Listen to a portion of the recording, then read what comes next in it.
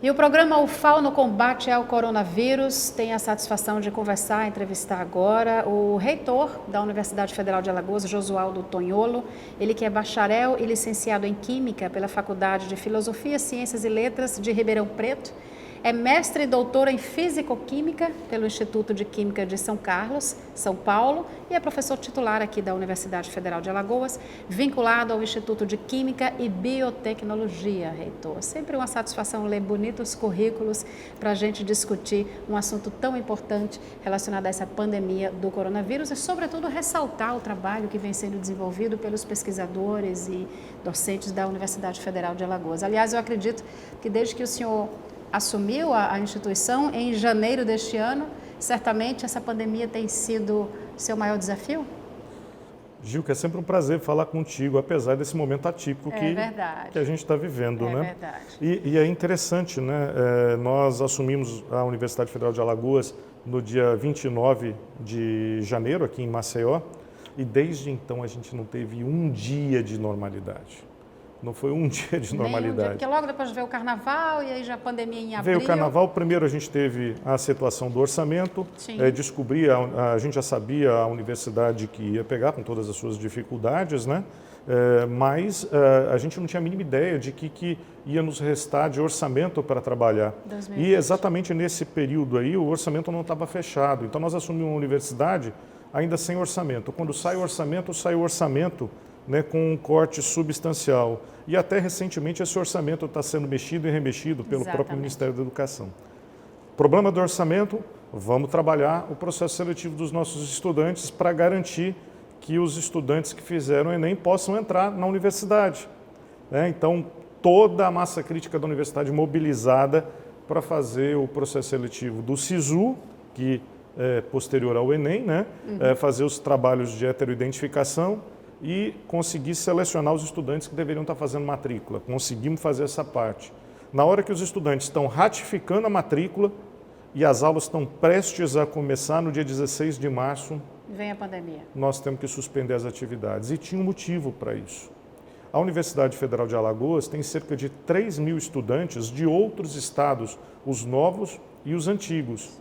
Imagine, Gilca, naquele momento, não, impossível ter essa começo de março, se a gente tivesse 3.000 estudantes aqui, sim, fora os 8.000 estudantes que a universidade tem, que mudam de cidade todo dia, que pegam ônibus da prefeitura, ou que vem de carro, ou que vem de ônibus urbano, e que saem de um município para assistir aula num dos outros municípios da UFAL.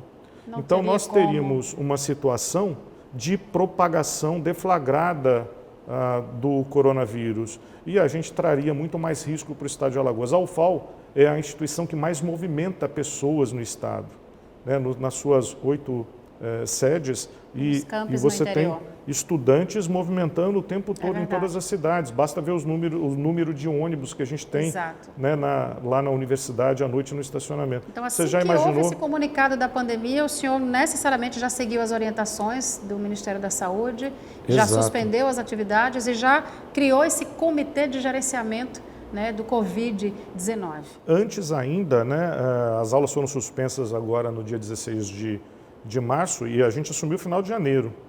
Antes de tomar posse, eu já estava fazendo a preparação da equipe que ia assumir o hospital universitário. A gente teve aí uma transição no hospital universitário que acabou agora, depois de quase 3 meses na gerência superior do hospital, mas antes mesmo de assumir, a gente já estava trabalhando a questão do Covid. Só para você ter uma ideia, apesar de uma gestão nova na universidade, a Universidade Federal de Alagoas foi a primeira universidade do país a entregar um plano de contingência para o MEC. E o nosso hospital universitário, mesmo com esse processo de transição lento, foi o terceiro da rede da EBSER de 46 hospitais que entregou esse plano de contingência. Então, quando a gente suspendeu as atividades didáticas, a gente já tinha o plano de contingência na mão, né, e o Comitê Covid já existia. O Comitê Covid ele precede em mais ou menos uma semana a suspensão das aulas. Então, essas atividades não foram feitas na doidice ou na cabeça do reitor, né? Isso foi muito bem conversado com os especialistas. E aí o Comitê Covid foi fundamental, que é um comitê que a Universidade Federal de Alagoas tem, que é um comitê de apoio à decisão do reitor, é um comitê assessor, que nos ajuda a tomar as decisões do dia a dia.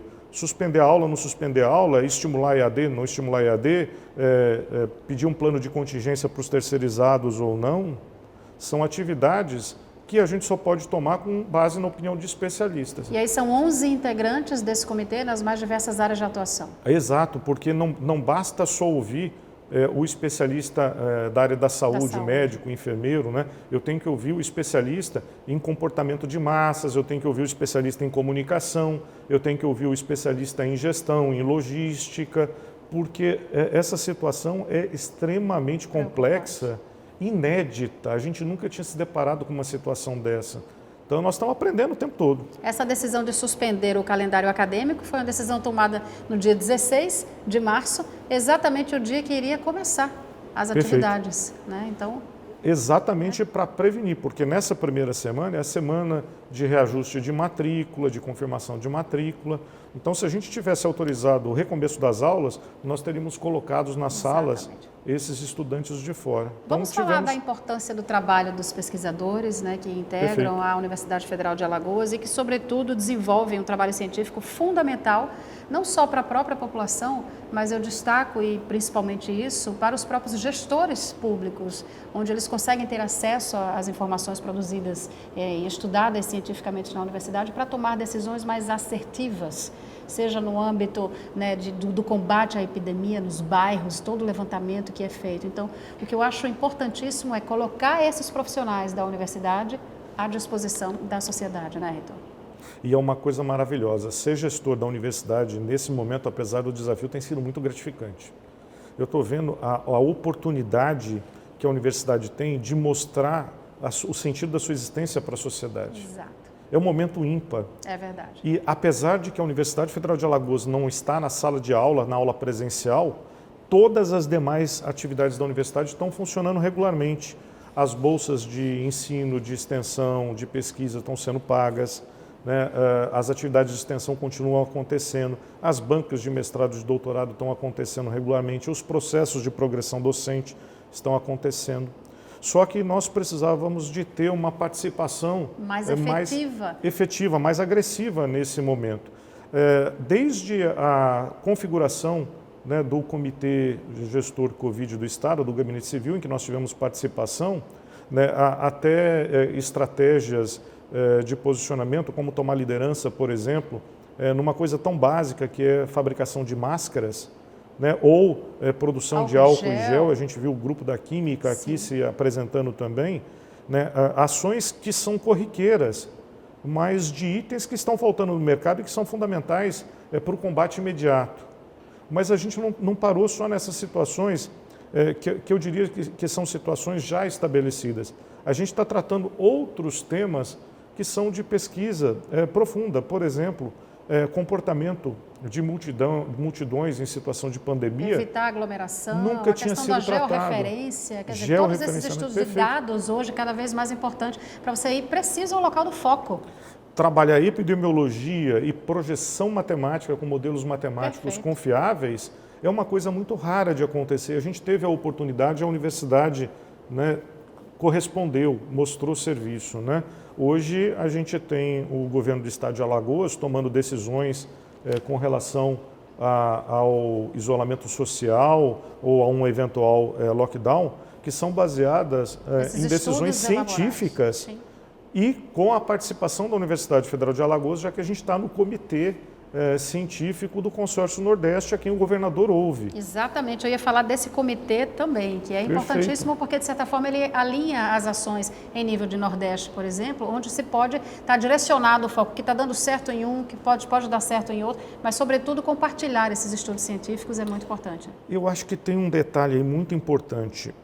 Nós estamos numa região que, no lugar de pedir ajuda para os palpiteiros e para as fake news, pediu ajuda para quem tem conhecimento de caso, pediu ajuda à ciência.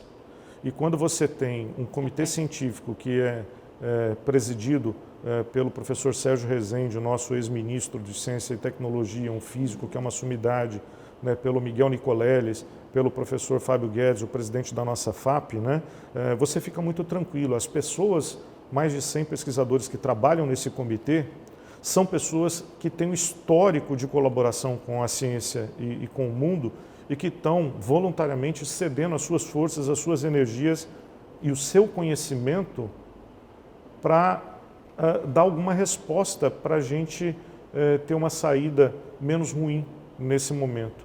Vai ter impacto, vai ter muita tristeza, mas a gente tem como mitigar. Mas evidências científicas para poder atuar de uma forma mais assertiva, é isso que eu falo. Sem Não se pode dúvida. ter um achismo no momento de pandemia como esse, onde você tem pesquisadores atuando nas mais diversas formas para poder direcionar a atuação. Então, esse reconhecimento dos profissionais da universidade é fundamental. A sociedade hoje já tem essa visão. Tem essa visão da importância do trabalho científico. Na verdade, essa importância, a sociedade tem prestado atenção na evolução da ciência já há um bocado de tempo. E não é só por conta dos nossos aparelhos de telefone celular, por conta dos computadores, né, por conta dos brinquedinhos eletrônicos, não. A população está vivendo mais, a população... Eu lembro muito bem quando eu era menino, né, uma pessoa de 60 anos era uma pessoa muito velha, idosa. acabada. Hoje eu tenho colegas de 60 anos que são meninos, que são jovens, atuantes, né? Trabalhando e desenvolvendo trabalho. A expectativa de vida aumentou muito. E isso acontece porque nós temos mais comida, uma comida mais disponível, remédios melhores, nós temos estudo de ciência, dos esportes, isso do tudo lazer. Facilita, né? Uma melhora a perspectiva qualidade de vida de e vida. melhora a qualidade. Aproveitar só essa idade aí de grupos de risco, dentro dessa atuação aí, uma vez decretada a pandemia, assim que foram suspensas as aulas acadêmicas, foi apresentado o plano de contingente e a universidade já decretou o estado de emergência na UFAL. Como funciona esse estado de emergência dentro de uma instituição, se a gente tem sempre a referência de um estado de emergência governamental? Vocês têm facilidades? Funciona mais ou menos dessa mesma forma? Qual seria a missão Nada principal? diferente. Quando a gente segue, primeiro que esse estado de emergência não é um decreto exclusivo da UFAL. Nós seguimos, primeiro, as determinações dos ministérios, nós somos ligados ao Ministério da Educação, mas nós atendemos ao Ministério da Economia, aos outros ministérios todos, ao próprio governo central, mas também somos submetidos, enquanto cidadãos, às regras dos governos locais. Então, na universidade, a gente tem que conciliar, né, as demandas federais com as demandas locais. Né? Por exemplo, se o governo federal decreta que vá todo mundo para a rua e o governo estadual decreta lockdown, a quem eu vou seguir? Eu vou ter que seguir o mais restritivo, né? Eu não posso sobrepor situações. Mas, ao mesmo tempo, nós não abrimos mãos de seguir os preceitos científicos que são adotados, por exemplo, pela Organização Mundial da Saúde. E aí ter aquele comitê de gerenciamento do Covid da UFAL é fundamental, porque eu tenho acesso às melhores práticas epidemiológicas no mundo à disposição com os especialistas que trazem essas informações da OMS. As evidências científicas E nosso desafio a universidade continua funcionando, mas de um jeito diferente. E vamos falar do teletrabalho, então, que foi uma inovação também dentro da Universidade Federal. Vocês tiveram que se reinventar também nesse novo modelo que não tem volta, né, reitor? E eu prefiro chamar nem de teletrabalho, eu prefiro chamar de trabalho fora de sede. Porque até pelo fato de que o sistema público ainda é muito deficiente, todas as esferas, de municipal a federal, são muito deficientes de tecnologias de informação. E fora isso, cada um de nós tem uma realidade social e econômica diferente. O meu computador, né, ele pode tem um não ser determinado igual padrão. ou melhor que o outro, o sinal da internet, e a gente depende disso na tecnologia. Onde eu moro tem uma internet boa, o outro não tem uma internet boa, ou alguém mora num sítio, numa fazenda que não tem acesso, né?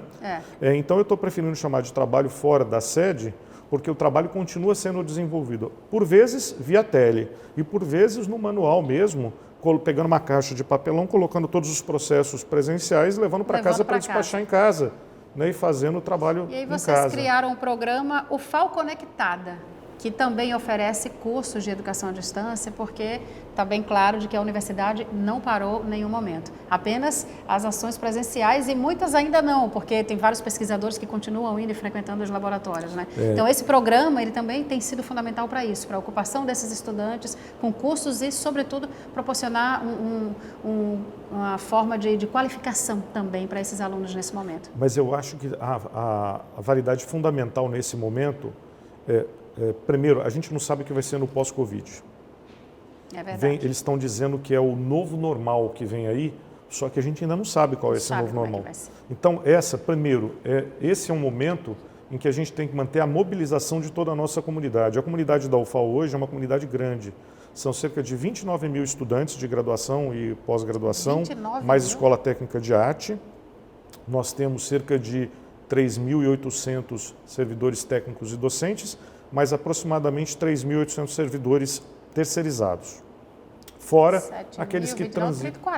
A nossa comunidade hoje é perto de 45 mil pessoas, considerando o pessoal do banco, cantina, restaurantes, né?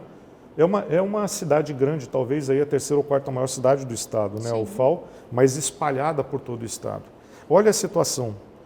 Simplesmente mandar as pessoas para casa não é uma decisão inteligente. Nós temos que manter essas pessoas ativas. Essas pessoas têm que estar pensando na pandemia, têm que estar pensando como se reinventar para o pós-pandemia e têm que estar acompanhando. E aí, do outro lado, tem o estudante, que como o estudante não vai poder assistir a aula presencial, eu não posso deixar que esse estudante disperse. Então, nós manter o interesse e oferecendo qualidade de ensino. Qualidade e continuando com o ensino. Mas, ao mesmo tempo, né, comentávamos aqui a questão de que alguns docentes foram treinados para ser docentes, outros nunca tiveram o treinamento para docente, porque o engenheiro, ele não faz as disciplinas pedagógicas, ele forma em engenharia, passa num concurso e vai ser professor na engenharia. O médico, ele forma em medicina e ele é chamado para ser professor na medicina. E aí precisa se reinventar nesse momento. E ele tem que aprender, ele vai reproduzir a aula do jeito que ele teve, que é a experiência dele. Então agora é a hora dele se capacitar. O FAO Conectada vem exatamente nesse sentido. Nós estamos oferecendo oportunidades para os estudantes, mas também para os nossos servidores técnicos docentes e para a comunidade. Olha, venha fazer um treinamento de educação à distância, vamos discutir aqui como é que funciona a questão da assimetria social, vamos discutir como funciona a questão da igualdade de gênero, né? São temas que são polêmicos aí, que não estão fechados, mas que tem que estar na nossa pauta de discussão. Discussão é que não pode parar. E esse é um momento fantástico, nós estamos trancados em casa, aproveitando esse momento e colocando a nossa pauta em dia. A tecnologia que também proporciona a defesa de TCC virtual, que vem formando alunos também de forma virtual, então a tecnologia é a favor, é isso que eu digo que seria um caminho sem volta. Nesse pós-pandemia, como deve ser esse comportamento tecnológico dentro da universidade? Essa é a pergunta de $1 milhão, né? O novo normal é absolutamente incógnito, eu tenho certeza que vai ser diferente. O restaurante vai ser diferente, o transporte de ônibus vai ser diferente, a sala de aula vai ser diferente. Eu entendo, eu vivi na pele a questão da AIDS lá na década de 80, da década de 80, em que a minha geração sofreu muito com a chegada dessa doença e nós ficamos chocados. E eu estou vendo uma mudança de comportamento muito similar àquela. Os nossos comportamentos pessoais mudaram. Agora a coisa é muito mais radical. Até que a gente tenha uma vacina, nós vamos ter que nos reinventar. E mesmo depois da vacina, aquela pulga atrás da orelha vai ficar o tempo todo e a gente vai ter que se preparar para esses momentos que a gente chama de situação de crise. Sim. Né?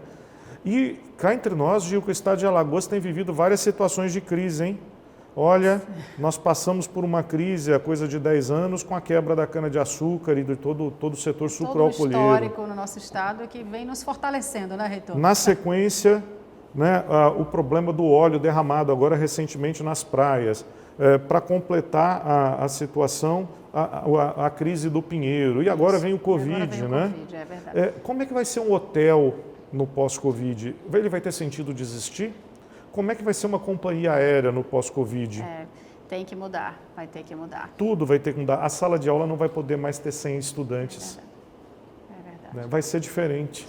Mesmo dentro aí desse momento de pandemia, o FAO abriu chamada interna. Isso é importante a gente deixar também para reunir propostas aí de pesquisa e aí reforça tudo isso que a gente vem falando, né? Pesquisa, diagnósticos, planos de ação, porque isso tudo não pode parar, né?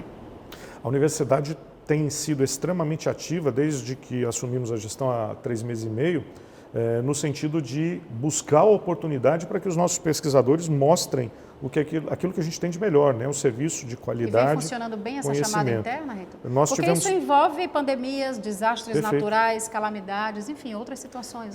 O foco dessa chamada interna específica que foi feita pela Proginst era estabelecer um projeto que pudesse ser utilizado para situações de crise em todas essas áreas do conhecimento, né, desde comportamento de multidões até epidemiologia, passando pela comunicação ou pela tecnologia de informação, mas que pudessem ser aplicadas em situações específicas. Exato. E que a gente tivesse capacidade de mobilizar uma equipe rapidamente e dar uma resposta.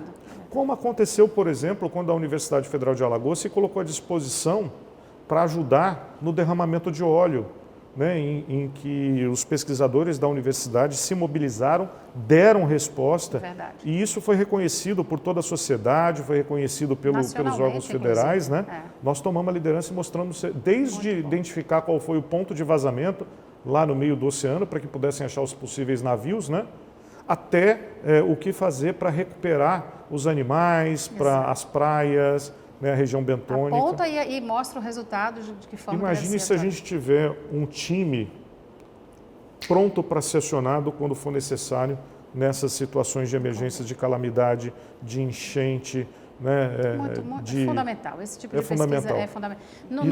Na Covid agora, a gente viu a sua luta para conseguir ter um leitos exclusivos no hospital universitário, que atendesse apenas pacientes de Covid. Foi uma luta, mas que conseguiu. A gente tem hoje, não sei se esses números estão aqui atualizados, mas são 14 leitos de UTI dentro do HU, com respiradores, né, e equipamentos necessários também. Eu não estou querendo dar vontade de ninguém para UTI lá do HU não, tá? Mas eu te digo com muita tranquilidade, quem tiver que ser atendido no hospital universitário hoje, está hoje num centro de tratamento que está nos melhores padrões internacionais. E aí a gente tem que fazer a diferença, né? A equipe técnica do hospital universitário merece tapete vermelho a qualquer época. Nós temos uma equipe, a gente fala, no hospital tem médico, tem enfermeiro, né? Tem médico, tem enfermeiro, tem fisioterapeuta, tem farmacêutico, tem administrador, tem físico médico, tem engenheiro clínico, né? E esses profissionais trabalharam em conjunto. Em menos de 60 dias, a gente conseguiu transformar o hospital universitário, uma parte dele numa ala específica, uma unidade específica para tratamento de pacientes do Covid. E do ponto de vista de biossegurança, é o melhor hospital do estado de Alagoas. É uma ala isolada, com diferença de pressão para não ter propagação de vírus, com filtros especiais, né? E nós conseguimos colocar já à disposição da população 14 leitos de UTI, com toda a tecnologia de padrão mundial, monitores novos, respiradores, mas também estamos colocando à disposição da população agora, nessa semana, mais 8 leitos que a gente chama de pré-alta. Né? Muito Aquele que quando ele sai da UTI, ele vai ficar mais um tempo antes de ser liberado e de ter alta. E os leitos de enfermaria, que você tem os pacientes que não precisam de estar entubados ou que precisam de um acompanhamento de enfermaria, mas em condições mais brandas que uma UTI, mas que tem que estar num lugar isolado para não contaminar o profissional da saúde, para não propagar para os outros pacientes do hospital que continuam sendo tratados regularmente lá no hospital universitário. Importante também frisar nesse momento as doações, né, reitor? Fundamental. A gente teve o presidente do Tribunal de Justiça que cedeu também camas, né, hospitalares também para estruturar também esse hospital, porque a gente sabe que vem sofrendo isso, problemas há décadas, essa questão de estrutura, aliás, no sistema público como um todo aqui no estado de Alagoas. E a gente percebe que isso vem mudando e num momento como esse, representantes de grandes instituições se solidarizam com a causa e abraçam grandes empresas e instituições para poder fazer suas doações. Né? O protagonismo da UFAL só é possível porque ela tem parceiros de excelência. E eu tenho que estender aqui o tapete ao Ministério Público do Trabalho, Ministério Público Federal, Tribunal de Justiça do Estado, o governo do Estado tem sido um grande parceiro, o LACEN, Laboratório de Análises do Estado, que é nosso parceiraço. Vocês colaboraram com os testes de diagnósticos. Nós ajudamos, nós somos parte da equipe do LACEN e uma parte substancial das análises feitas pelo LACEN é feita nos laboratórios da UFAL. E quiçá daqui a pouco vamos fazer em Arapiraca também. Então, são coisas que não se faz isoladamente. E eu acho que a Universidade Federal de Alagoas está começando a perceber a importância, né, de quebrar as barreiras, de quebrar o muro de Marfim, né, o castelo de Marfim, e começar a interagir com mais propriedade com a sociedade. E tem sido uma ótima oportunidade para a UFAL, nesse momento, a interação com os vários órgãos de de governo. A gente percebe também a importância do diálogo que é preciso ter com os sindicatos, associações, para tomar essas decisões. A gente falou no comitê, mas aí você imagina lidar com essa quantidade de servidores, 4.000, 6.000 servidores, e você vai mexer no controle de ponto, por exemplo, desses servidores no momento desse, como a pandemia. Então, esse diálogo com servidores, Sinteal, isso tudo também vem sendo uma marca também na sua gestão dessa transparência de atuação, né, Ricardo? A nossa primeira reunião oficial na universidade foi com os sindicatos. Nós fizemos uma reunião com o sindicato ADUFAL, que é o sindicato docente, o Sintufal, que é o sindicato dos trabalhadores, e a TUFAL, né, que é a Associação dos Trabalhadores da UFAL. A nossa primeira reunião formal, e nós temos feito reuniões periodicamente com os sindicatos, porque a gente entende que a gestão ela tem responsabilidade não só com os nossos clientes, os estudantes, mas também com o pessoal do dia a dia da universidade, Exatamente. o pessoal técnico e docente, mas também os terceirizados. É importante isso, né? Porque os terceirizados são parte da nossa família da universidade. E nesse momento do Covid, eu tenho que usar nas empresas terceirizadas o mesmo procedimento que é utilizado para o docente e para o técnico. Então, nós tivemos que cobrar das empresas terceirizadas, da limpeza, da segurança, que entregasse também, né, os seus os seus planos de contingência para fazer o isolamento daqueles que têm mais de 60 anos, de mulheres em situação de riscos. Vocês têm né, muitos servidores, né, em situação de risco, gestantes, com doenças crônicas, acima de 60 anos. E a nossa preocupação é a política que se usa para o servidor da UFAL tem que ser usada para o servidor terceirizado também, porque ele é da nossa família, da universidade. Bom, eu só tenho a parabenizar pelo trabalho, né, que vem sendo desenvolvido, importantíssima essa doação dos profissionais tão gabaritados e tão competentes da nossa querida Universidade Federal de Alagoas, o qual eu tive a satisfação de me formar na UFAL, então é uma instituição que eu tenho um carinho muito grande, sempre é emocionante retornar à UFAL e acompanhar de perto esse trabalho que é desenvolvido. A gente só tem a parabenizar a todos vocês, todos que já passaram por aqui, contando um pouco do que vem desenvolvido, mas é esse pouco que soma e se torna muito no combate à pandemia, e tomara que a gente consiga, reitor, enfrentar essa doença o mais rapidamente possível, né? Nós vamos sair disso muito melhores do que a gente entrou, viu, Gilca? Deus e apesar Deus. do momento atípico, a UFAL está se reinventando e ela vai sair muito mais fortalecida. E não vai ser só a UFAL, o Estado de Alagoas. A Universidade Federal de Alagoas só tem sentido de existência quando ela está perfeitamente integrada com a nossa sociedade, quando ela conseguir falar com os movimentos empresariais, com os movimentos sociais, com o governo, com a prefeitura, com a nossa população carente, com brancos, com pretos, com pardos, com os indígenas. Né? Quando a nossa universidade conseguir falar abertamente com essas categorias, a gente vai estar cumprindo um papel social fundamental. E eu acho que a gente está caminhando muito bem nesse sentido. A universidade está isolada fisicamente, mas nunca esteve tão interativa com a sociedade como ela é hoje. Isso me orgulha de, nesse momento, ser o reitor da Universidade Federal de Alagoas. Que bom a gente estar testemunhando tudo isso e nesse programa especial aí no combate ao coronavírus, ter tantas boas notícias para poder propagar aqui para toda a sociedade e para os gestores públicos que atuem de forma mais assertiva, escutando os pesquisadores e todos os cientistas do nosso corpo da universidade. Parabéns mais uma vez, tá, pelo seu trabalho. Obrigado. Fique em casa. O FAO preservando a vida.